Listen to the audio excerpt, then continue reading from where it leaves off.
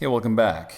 In this video, we're going to build off of the previous video and go in with a tighter pencil rendering of this fourth drawing over here. So what I've done is I've already flattened each of those individual illustration layers into one layer, and I'm just going to hit Command J to jump the selection onto its own layer and just scale it out.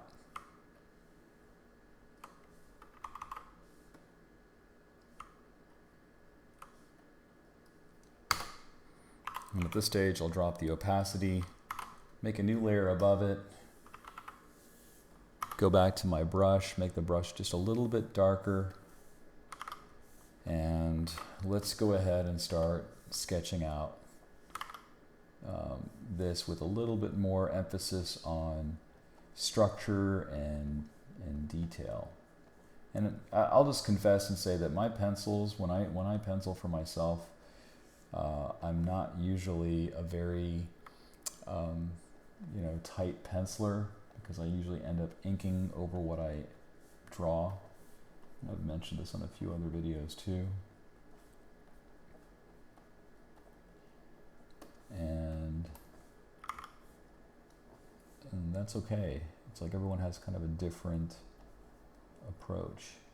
So as these stairs get further and further away from the viewer, they're going to get smaller and smaller. And we're going to start to see some of the tops of these stairs.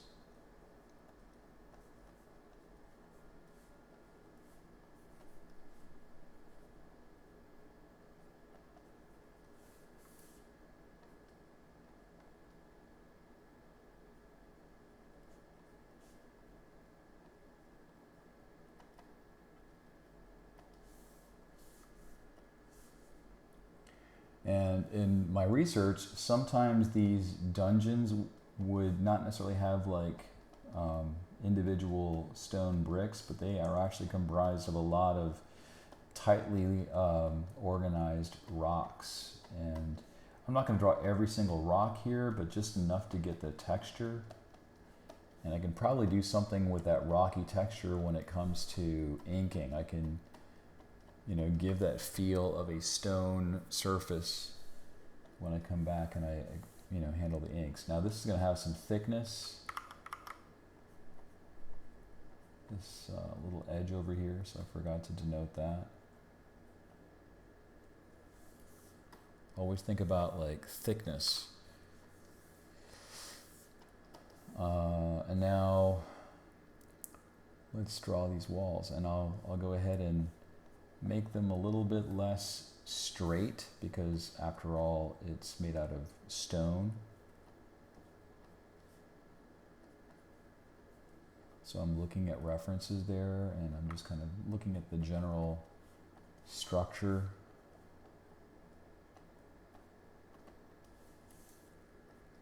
I don't have to draw every stone in, but I do want to give the idea that this is an irregular stone pattern.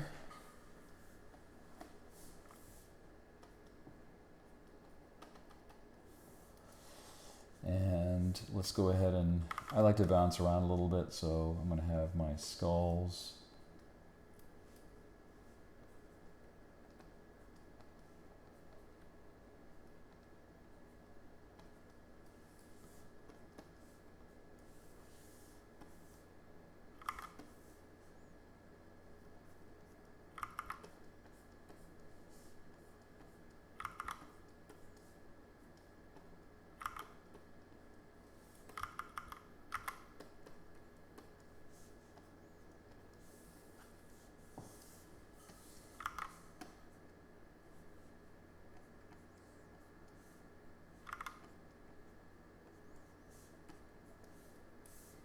I'll maybe move this one more towards an angle.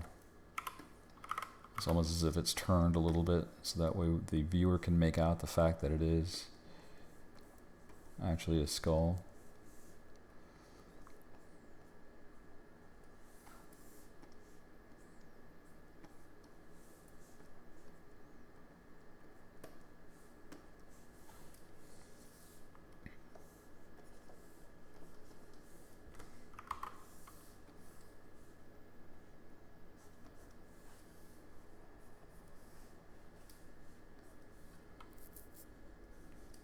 So by putting the skulls kind of like on this shelf and drawing the floor at a slightly lower angle, we have an interesting vantage point.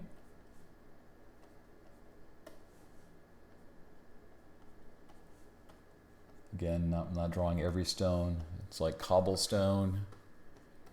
So I'm just putting enough in there to where we can see what's going on. Now we have this thick dungeon door.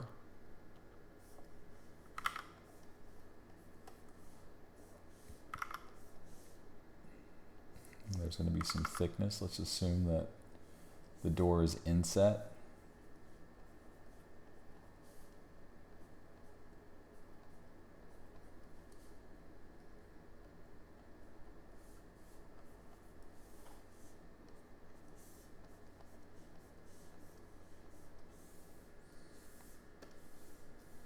And then we have these rocks that we talked about before. You know, maybe there's some bones.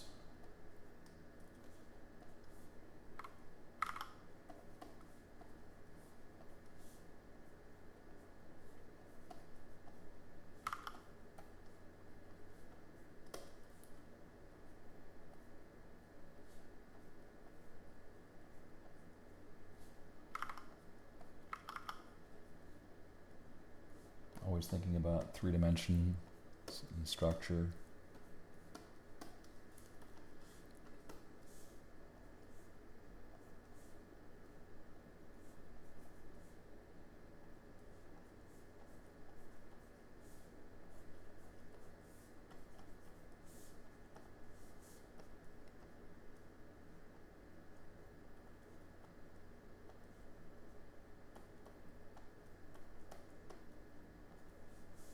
Some kind of a painting.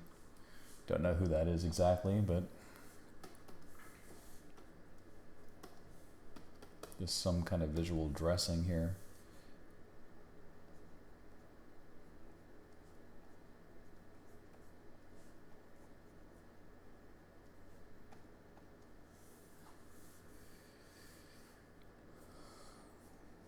Kind of mark out where the shadows are going to go.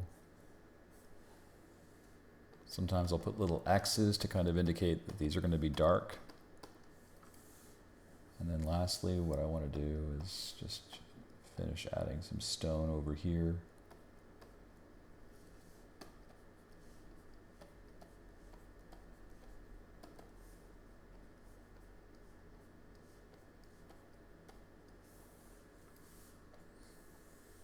So now I have I guess a tighter sketch than what I had before, and that's fine. So now what I can do is I can hide that pencil layer. Maybe I'll just go ahead and denote like the floor, and that seems like a good place for me to now, I can kind of freehand these other bricks and stones.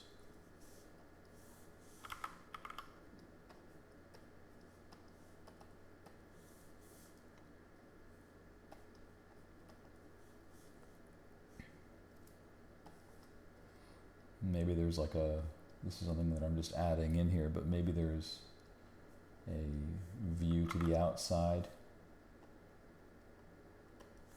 I guess it wouldn't be a dungeon then, huh? I mean, because the dungeons are usually downstairs. They're usually at the very bottom, but I don't know. Maybe for this story, there's a little bit of a light source coming in. So I have that, and now I have enough to where I can go ahead and start to ink.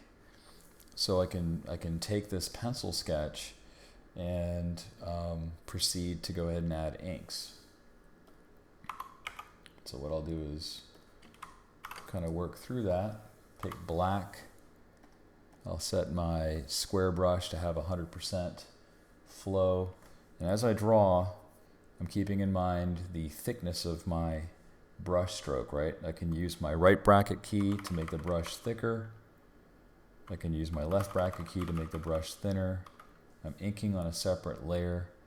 Now, if you need more detail than that in terms of when you're drawing, you want to tighten it up even more, go for it. That's totally fine.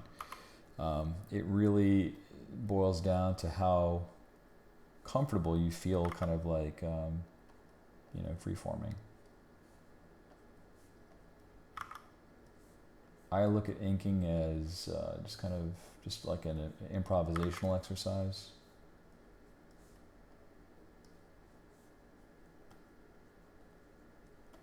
So at this point, I'm just adding interesting things, you know, really thinking about like the wooden structure of these torches.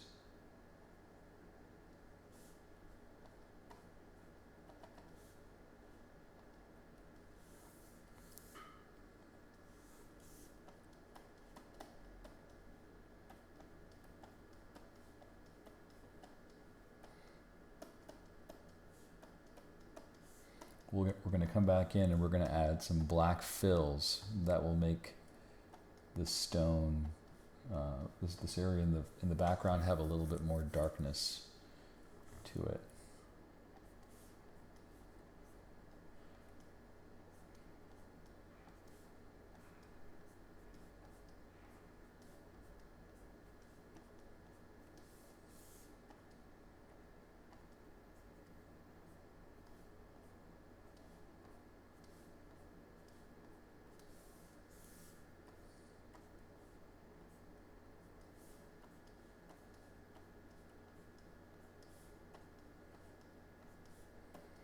The ideation part in the last video is so important. It's a step that's, you know, often overlooked by you know, artists that are just getting started. But I can just definitely tell you from my own experience that if you just spend some more time living with your ideas and, you know, not just settling for the very first, you know, drawing that you come up with, I think you end up surprising yourself in a good way.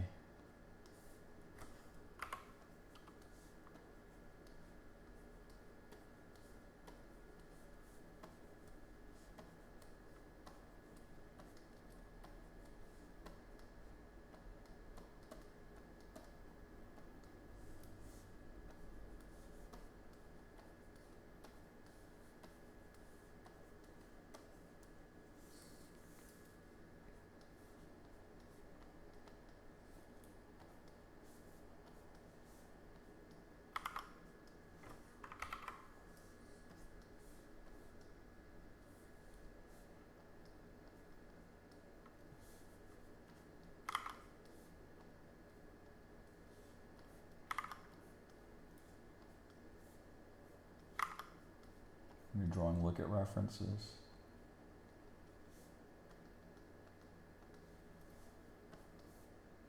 Doesn't have to be an exact copy of it, but it just gives you an idea of the form and the structure, you know? It's got to make sense. Like when you look at a treasure chest, you will see usually some kind of a hinging mechanism, right? That means that the other side is where the handle is, where it's open. And then you also have these handles on the side where people can hold the treasure chest and bring it around with them. And usually the edges are reinforced because they contain treasure and they can't get damaged, so they're usually made out of some kind of metal.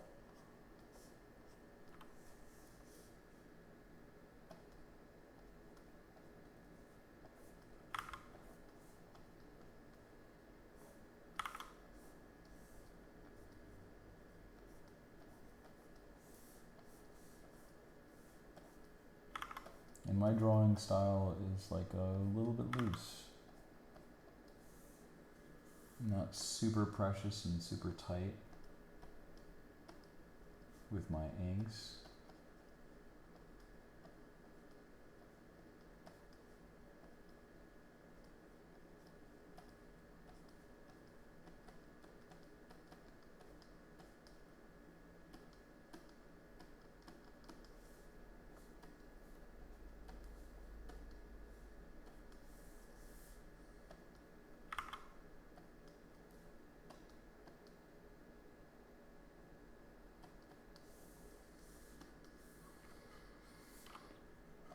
So I'll leave that to your imagination as to who that might be. I have no idea. So we have a skull here.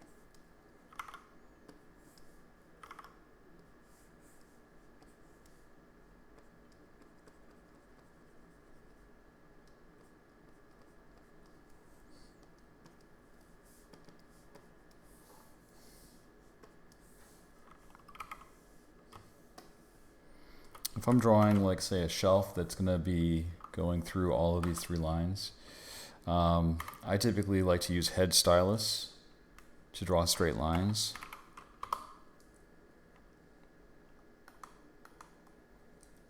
If you don't have this tool, this is a Mac thing, but there's Lazy Nezumi, which is on the PC side of things. I'm drawing on a separate layer and just drawing through the form.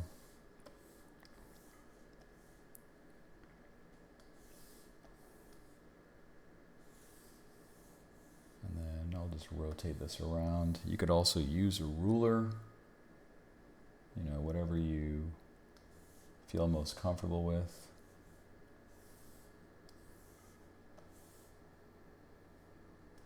I used to use rulers, plastic rulers, on my Cintiq, but now it's like this tool has really saved me a ton of time.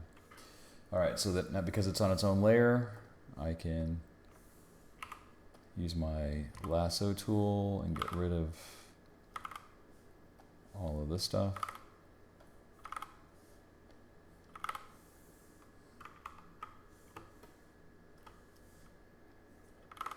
Don't be afraid to use multiple layers.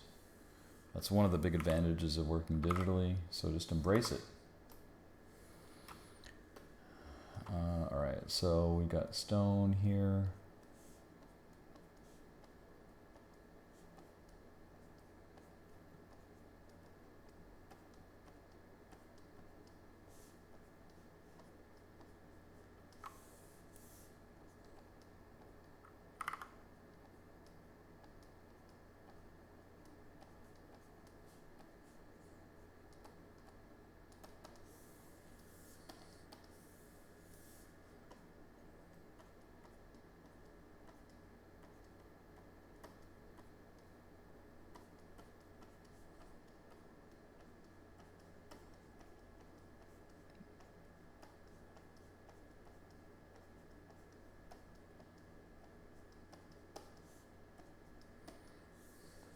I always like to think about like a light source, like where's the light coming from?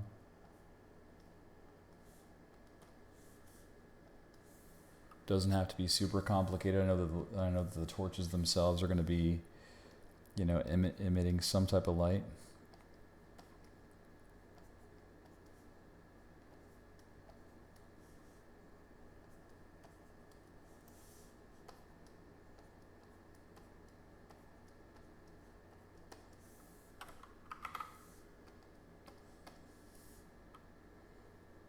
For this right here, just hold down the shift key.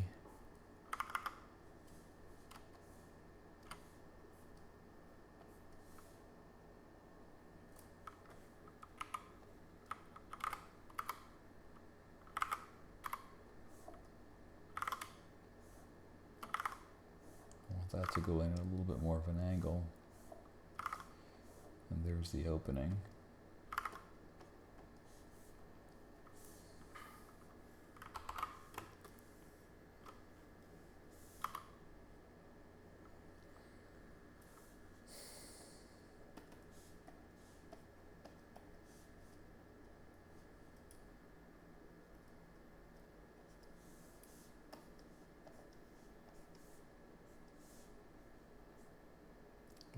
have some thickness.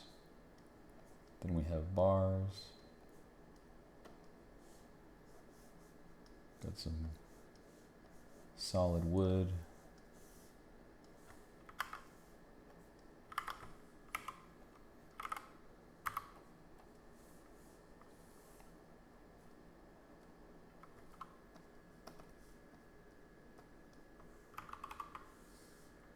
Now I can hide the pencil layer and you can see what I have to work with.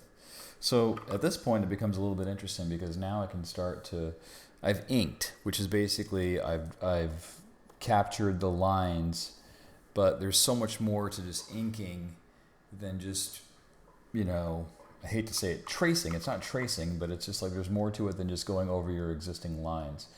For example, I can use my lasso tool and quickly fill in these rocks. I'll make this on a new layer underneath.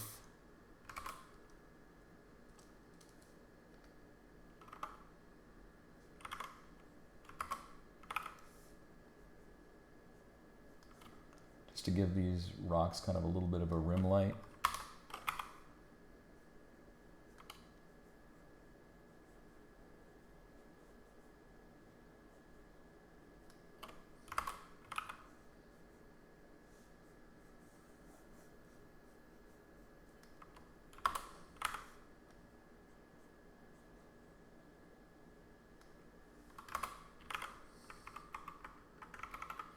So that kind of grounds those rocks, and then I can come back in and add some hatching. Throw some little dots. You know, take advantage of all those different ways that you can create texture.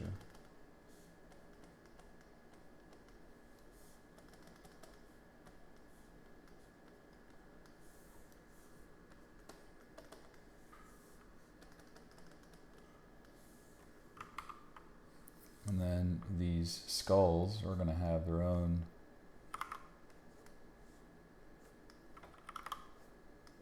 cast shadows.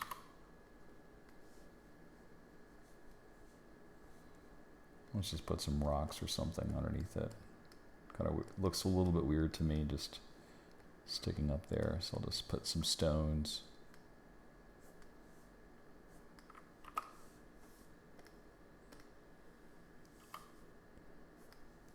Probably over here too.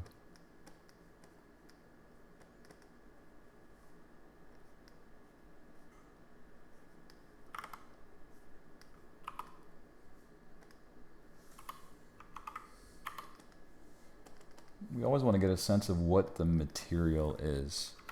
So by putting these little dots here, I'm kind of insinuating the fact that it's got some kind of a material texture, maybe like stone or something like that. Right. And then I can also, if I've got cast shadows, that means I'm also going to have this area back here, which is not going to receive as much light.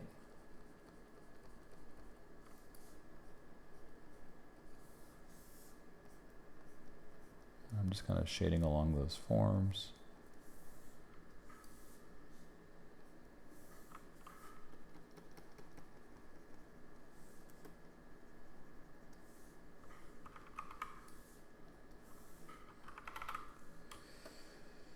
I didn't draw a little porthole. It's not really that big of a deal, but for these rocks right here, here's what I'm going to do. Check this out. If I zoom in, let's just draw kind of an imaginary ring where this fire kind of emanates, and everywhere outside of that, I'm using that, make that brush really thick. And so that's just going to show a little bit more of that, how the light might be hitting and creating those cast areas of highlights amidst a sea of darkness.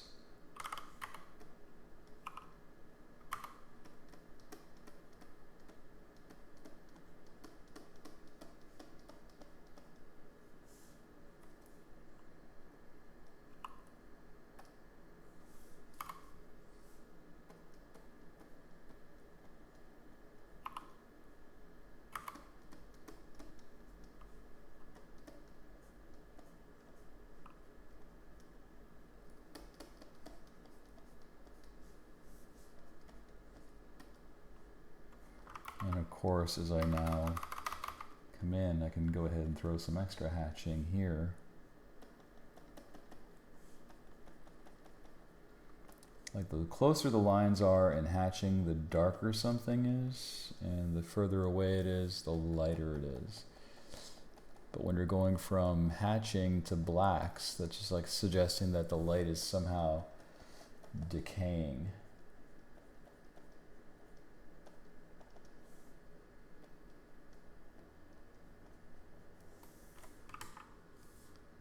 And that just kind of opens that area up a little bit more.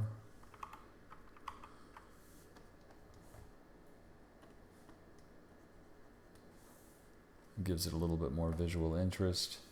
And then I can do the same thing for some of these structures that are, you know, off in this distance over here. Those black fills are really, really, I think, an underrated inking concept.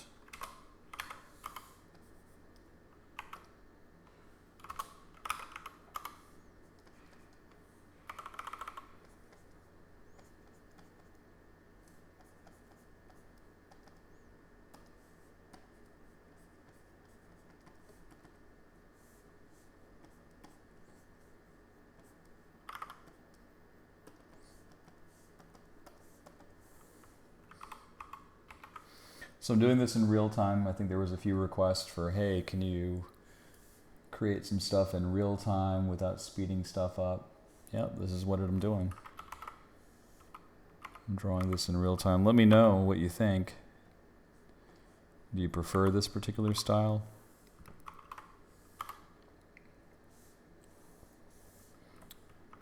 I'll kind of just go by the general consensus here. And I'm adding some shading here because this area is not going to receive. It's going to receive some bounce light. You can always rotate your canvas too.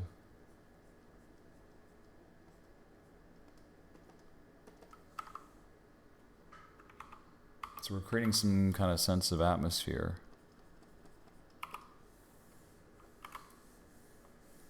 And we're anchoring our drawing so it looks like there's a little bit more solidity to it too. So I'll just go ahead and kind of make a little circle. That's where the light's coming from this torch.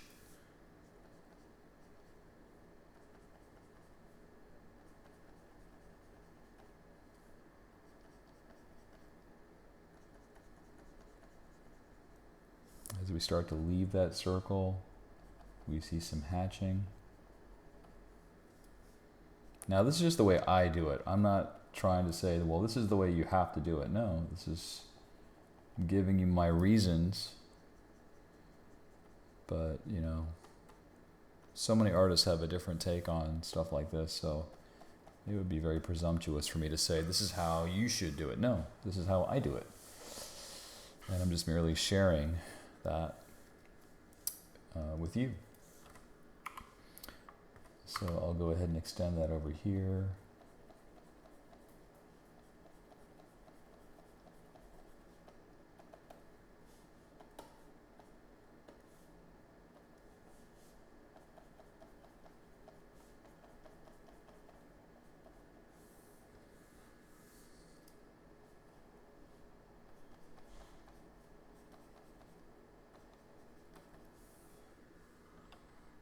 So now we're getting a sense of mood.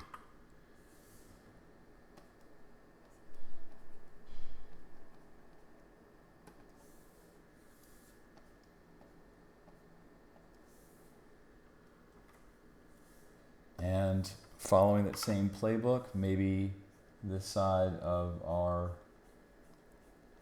treasure chest won't be receiving much light either.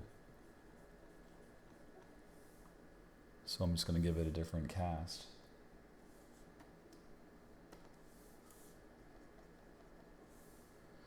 Your drawing should stand well as just a black and white drawing. It's, you know, I think too many folks just think that color can solve the problems. No, it's like you really want to, you know, make the dark values make sense. And then varying the size of your brush is a very, very critically overlooked idea.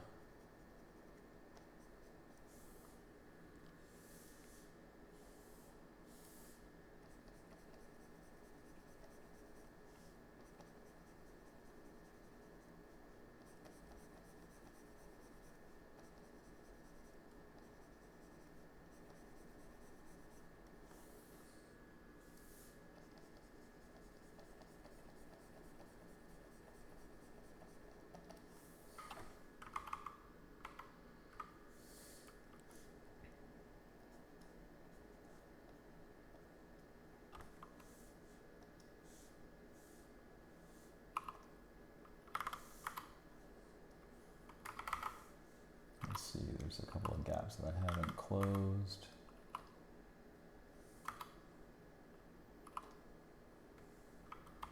There we go. So now we have a structure over here, and then I'm not really sure what this back part here is, but maybe we have, maybe this is like one shelf and there's another shelf on top of it, and that shelf contains, and I'll merge all these layers together. Maybe that shelf contains like some kind of a bone. And by creating that sense of overlap, oh, didn't want to do that. There might be some other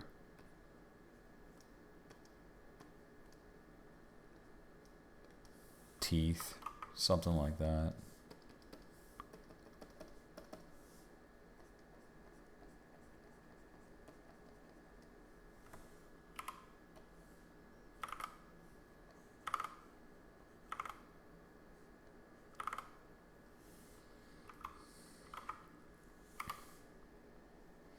And now I want to create some separation, so just talking out loud and looking at my own work here.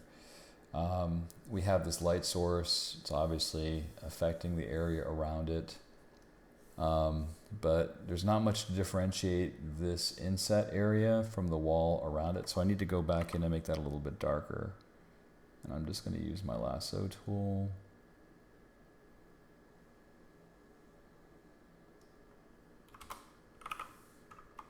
Just kind of give that some separation.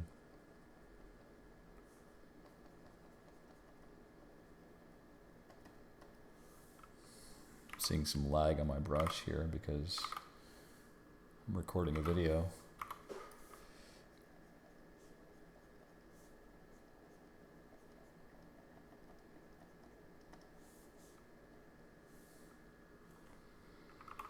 So now I have basically, you know, the structure of this drawing in place. I have some depth. And what I can also do too, and this is something that if you fill in your black areas and you want to add even more stuff to it, you can always cut away to add more stuff.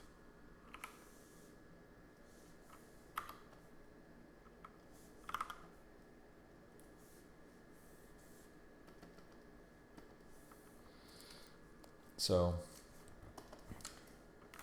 in the next video, what I'll do is I'll actually go through and establish colors. So stick around for that.